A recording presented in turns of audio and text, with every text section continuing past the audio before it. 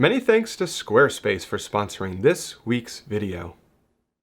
In this video, I'm going to show you 4 of my favorite masking tricks that I use on every landscape photo that'll turn your good images into great ones. So let's jump right into it. This is an image from my workshop in the Highlands of Iceland this past July, I believe. And this is a great little tip here. I think that, at least for landscape photography, there's a lot of times that the sky is a fairly substantial portion of your photographs. And if you're editing inside of Lightroom, the select sky feature works very, very well, but sometimes it works a little bit too well. Actually, almost every single time it works too well. And I know that sounds a little bit weird, but I'll show you exactly what I mean. So if I come up here to the masking section, and we'll just hit sky here, and Lightroom will automatically detect the sky for us. And it did an amazing job. And let me make an adjustment here so you can really see. I'm going to make a very extreme adjustment. But look at how refined that mask is. This is the mountain range right here in the background, but there is literally no graduation. There is no fall off. There is literally no feather right through here. And Lightroom does not give you an ability to feather this mask either, which is kind of unusual because many masks inside of Lightroom, you do have the ability to feather. And feather is basically the graduation. So it goes from, like, say 100 down to 0 in that graduation, that subtle fall off. But there is a workaround that works actually incredibly well. So let me go ahead and make a more realistic adjustment here. Let's just leave it at about right there. If I come up here to the mask we just created and I hit the 3 little dots right here, I'm going to select that, and then I'm going to come down here to intersect mask with linear gradient. And basically what this is telling Lightroom is that we're going to overlay a linear gradient on top of that select sky mask we just created. So I'm going to come over here, I'm going to drag this down to about maybe right here. Let me pull it down just a little bit further and watch what happens as I drag this up and down. See, you can see that graduation, that subtle fall off now. So now I have complete control over the feather that I want to apply here. I'll select show overlay just so you can see it a little bit easier at home. Look at that feather now. And I can make it a little bit stronger. I can make it a little bit softer, whatever I want to do right through here. Maybe put it on, straighten it up just a touch. Turn this show overlay off, and I'll show you one more time, but look at how nice that is. And I'll bring it down to maybe about right here, and watch what happens as I turn this linear gradient on and off. That's the way it is before, that's with the graduation. So this is the way the select sky looks normally. This is when you put the linear gradient on it. So before and after. And I personally think that this right here looks substantially more realistic than this right here. So that's one of my favorite tips. Whenever I use a sky mask, which is on every single photograph that has the sky in it, which is a lot of my photos, I will always intersect that mask with the linear gradient. Now this next one is incredible. I've talked about this quite a few times in videos before, but I don't believe I've ever shown it in this exact detail or this exact way. So I'm going to come up here to create mask.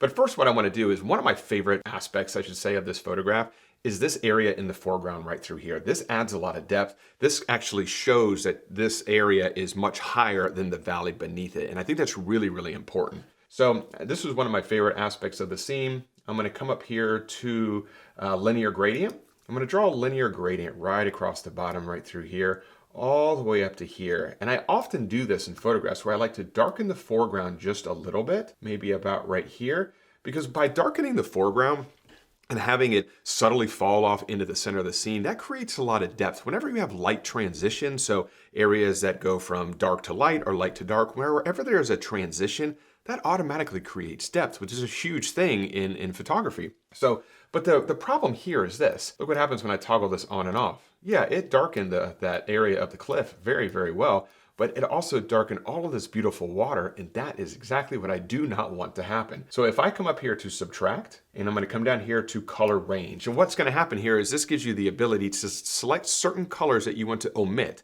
or that you want to exclude from this mask. I'm going to come down here to this area of the water. I'm going to draw a big square around this area.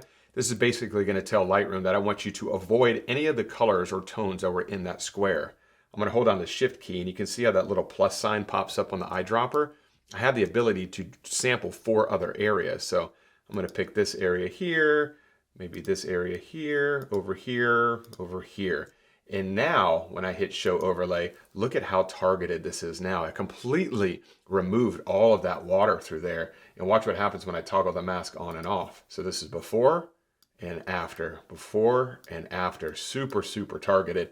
And now I can go ahead and reduce that exposure a little bit more now that I've been able to completely remove that water. And I'll show you that effect one more time. So this is before and after, before and after.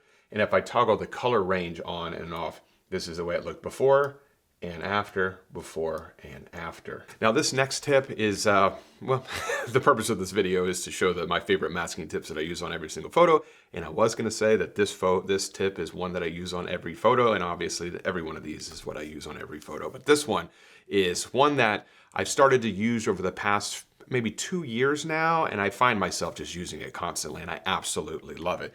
And basically what it is I'm gonna come up here to the mask. Oops, I was already open. I'm gonna hit plus, and I'm gonna hit radial gradient. A little shortcut tip is if you hold down the command button on a Mac and you double click, it will automatically add a radial gradient across your entire photograph automatically. You don't have to drag it anywhere, which is kind of nice. I'm gonna drag this down across the center. Here's another little tip. If you hold down the shift key, watch what happens. It actually brings all sides in together, as opposed to if I'm not holding down the shift key, it'll just bring it in like this. So holding down the shift will bring all sides in together. And if I hold down the option button, this is even cooler. This gives you the ability to only bring out one side at a time if you want to only add it that way. So those are some tips that I didn't know about, I don't know, earlier this year that I learned that I think is kind of helpful as well. But basically what I want to do here is I want to extend this out all the way to the edges of my scene, maybe bring this down a little bit to about right here. I like to keep my feather when I do this at 100 because I want that very, very subtle graduation to I should say, a very realistic effect. If you have that feather down to like 20, I'll show you, the feather at 20, it's just too abrupt. You see that? But when you put it at 100, very, very nice effect. And from here, I'm just simply gonna increase the exposure a fair amount, maybe about right here. I'm gonna bring down the highlights a little bit. I'm gonna bring down the whites a little bit. The reason I'm doing that is because I increased the exposure quite a bit. In the areas that were brighter, I wanna make sure that they're not getting too bright or too overexposed. So I'm gonna reduce the highlights a little bit, reduce the whites. But ultimately, I wanna bring up that right there. This is kind of like a reverse vignette. That's before and after. And look at what that did. This in conjunction with darkening the foreground really creates that transition, really creates that depth. I want the viewer to be able to feel that they're standing on top of this cliff and looking down into this valley. So by darkening the area of the cliff edge where I was standing and in increasing the exposure in the center of the photograph creates a lot of that transition.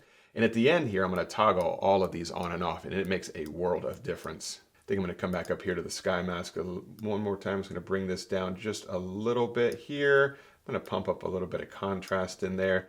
Maybe even add a little bit of clarity to really bring out some drama in that sky. I think that that's starting to look good. Now this final trick right here is I do this, well, I want to do it again. I do this on every photo, but I wanna emphasize the direction that the light is coming. From here, it's very obvious. You can see that the sun is setting right through here. I'm gonna hit create new mask. I'm gonna come down here to radial gradient. I'm gonna draw a huge radius right over here. I'm gonna put it on a slight angle. I'm gonna bring it down a little bit more, maybe tighten it up just a touch.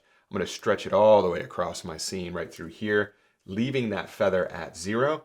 And I'm gonna simply increase the exposure a little bit, maybe open up those shadows a touch, maybe even add a little bit of warmth. Something about like that right there, I think looks good. Nothing too crazy. But as I toggle this on and off, you can see what that has done. Just adds a little bit of subtle directional light. And I think that's one of the best ways to make a photograph look even more interesting is by complexifying the light a little bit. Having areas that are a little bit darker, having areas that are a little bit lighter, that creates a more dynamic lighting situation, which makes it more exciting to look at. And this area over here is naturally darker than this area. This is where the sun is setting. So it makes sense to emphasize a little bit of that light on the right side as it's kind of pouring across the photograph. Now, as I toggle all of these masks on and off, look at this. This is before the masks and after the masks. Before the masks and after the masks. And I think you would agree that now this has a lot more direction. This right here feels very, very flat.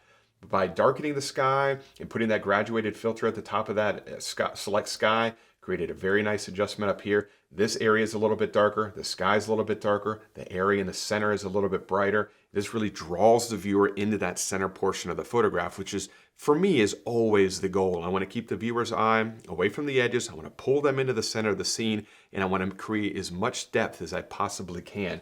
And I think that these 4 masks really, really achieve that. Look at that. Such a difference. So those are 4 masking tips or tricks or best practices or techniques, whatever you want to call them, that I use literally on just about every single photograph that I edit. And it has really improved my own photography over the past couple of years.